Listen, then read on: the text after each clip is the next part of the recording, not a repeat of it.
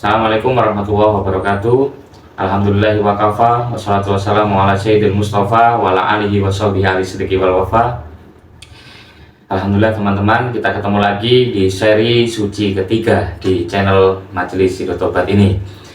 Yang insya Allah pada video kali ini kita akan membahas tentang macam-macam najis atau an-najasat di dalam kitab fikih.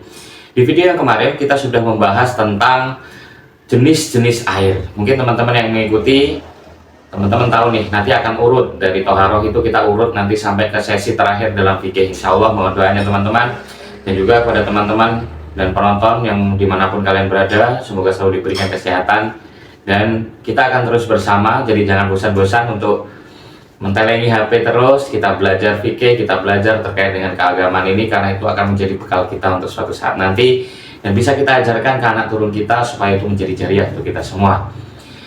Alhamdulillah di sesi suci ketiga ini kita akan membahas tentang an-najasat.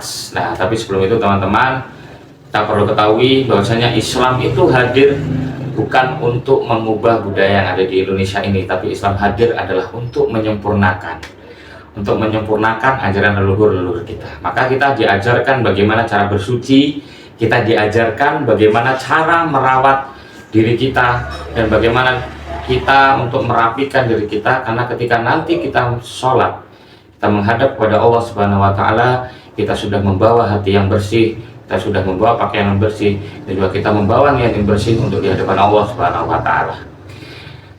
Baik teman-teman, nah di video sebelumnya kita bahas tentang jenis-jenis air. Di video kali ini kita akan bahas tentang an-najasat. An-najasat itu apa sih? Atau yang disebut dengan najis. Di dalam kitab Fathul Qorib, an-najasat hiya kullu ainin mustaqdiratin tamna'u an sihatas sholati fil badani au fil makani au fil thawbi. Jadi ketika seluruh sifat kotoran yang ada di dalam badan kita atau di dalam tempat kita beribadah ataupun berada di pakaian kita, yang itu dilarang untuk kita melakukan sholat karena ada najis di situ. Nah jadi teman-teman, kalau misalnya ada hal terkait dengan kebersihan, itu harus kita perhatikan betul. Bukan ketika kita berjumpa dengan orang lain, atau bukan ketika kita berjumpa dengan bos kita, atau berjumpa dengan kekasih kita pakaian kita bersih. Tapi ketika kita beribadah, kita usahakan kita memberikan pakaian yang terbaik. Karena kita bertemu dengan Allah Subhanahu wa Ta'ala, kita harus betul-betul dengan niat yang suci. Karena di hadapan Allah adalah semuanya sama. Tidak ada yang berpangkat dan tidak ada yang beruang, karena semuanya sama di hadapan Allah Subhanahu wa Ta'ala. Maka dari itu di bab toharoh ini, saya di sini tidak akan banyak membahas tentang dalil. Saya tidak akan membahas tentang banyak teori, tapi saya akan jelaskan dengan runtut sesuai kaidah-kaidah yang ditulis oleh ulama, agar teman-teman dan juga penonton dimanapun kalian berada, kalian bisa belajar dengan urut agar tidak bingung nih. Karena sholat tapi tak bisa wudhu gitu kan. Nanti ketika ada najisnya seperti apa, misal kena kotoran, wudhu lagi, padahal nggak harus kan gitu.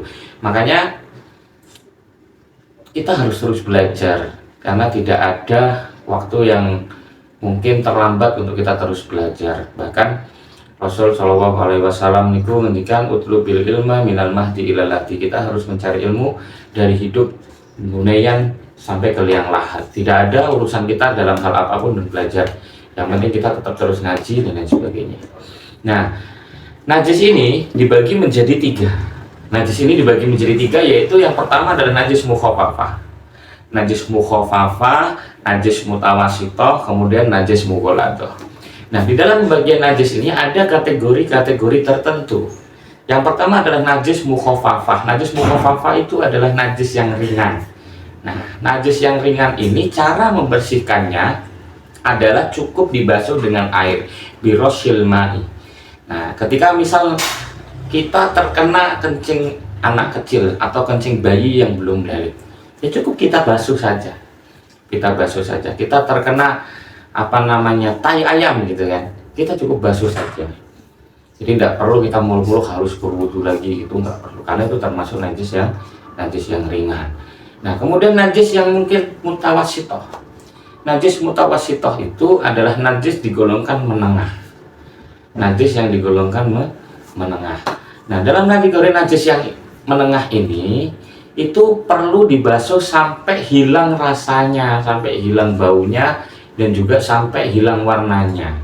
Contoh, baju kita terkena tai kucing gitu ya, atau terkena tempat kita beribadah itu ada tai kotoran-kotoran hewan misal, itu kita harus basuh sampai benar-benar hilang baunya, sampai benar-benar hilang warnanya gitu. Itu namanya najis mutawasitoh. Nah, cukup saja dibasuh. Tapi kalau misalnya teman-teman khawatir gitu ya, dalam mazhab Syafi'i itu juga mengajarkan bahwasanya kita harus betul-betul melihat sedetail mungkin terkait dengan najis. Melihat sedetail mungkin terkait dengan najis itu. Misalnya kita terkena air kencing ini, terkena air kencing, bagaimana cara kita membersihkannya? Padahal kadang masalah sepele air kencing itu, atau ketika kita mandi, kita harus melihat, benar-benar waspada. Apalagi kalau kita pakai pakaian untuk sholat, kita masuk kamar mandi, kita betul perhatikan dinding tembok ini enggak terkena najis atau terkena najis gitu ya. Karena ada orang yang ketika buang air kecil kan sambil berdiri mungkin, terus kemana-mana gitu ya kan, mantul gitu kemana-mana. Kita harus perhatikan betul, jangan sampai gara-gara ada najis itu yang kecil yang kita sepelekan, sholat kita tidak diterima. Nah, jadi seperti itu. Makanya Islam menganjurkan, saya kalau kita membuang air kita harus duduk. Ya emang betul itu, untuk pertama kesehatan kita, yang kedua menjaga lingkungan itu agar tetap bersih. Nah, dan yang terakhir adalah najis mughaladhah.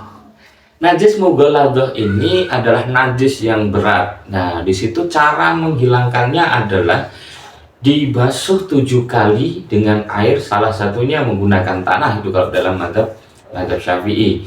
Contohnya di sini adalah apa? Misal kita terkena anjing atau kena dijilatin oleh anjing gitu ya, kita megang anjing atau megang babi gitu, itu kita basuh 7 kali. Kita basuh 7 kali, kemudian kita kasih tanah, nah sudah selesai. Nah, di situ teman-teman, makanya di dalam Islam itu hal sekecil itu pun diperhatikan agar apa? Agar kita juga bisa bersih luar dan dalam, zahiran wa batinan kita bersih. Karena kalau ketika pakaian kita bersih, tempat beribadah kita bersih, kita kan juga nyaman. Nah, jadi seperti itu. Kayak sekarang kita terus belajar, bukan cuma membersihkan pakaian kita, bukan cuma membersihkan kita pakai atau tempat kita dalam kehidupan kita, tapi kita juga harus belajar. Kita harus belajar untuk membersihkan diri kita, membersihkan hati kita, membersihkan ego kita, agar kita tidak terjerumus ke dalam hal-hal yang tidak diinginkan. Nah, dari itu teman-teman, ayo kita terus belajar. Jangan sampai kehidupan duniawi yang fana ini membuat kita lupa. Jangan sampai kita punya rasa iri dan dengki kepada orang lain, karena juga otomatis kita diciptakan dengan takdir yang berbeda. Tidak ada perlombaan dalam hidup ini, semuanya sama, semua akan menuju ke garis finishnya masing-masing. Yang perlu kita tahu sekarang adalah bagaimana cara kita proses untuk mendapatkan ridho Allah. Beramal soleh, perbanyak amal-amal yang bisa dimanfaatkan untuk orang lain, yang juga bisa bermanfaat untuk diri kita sendiri.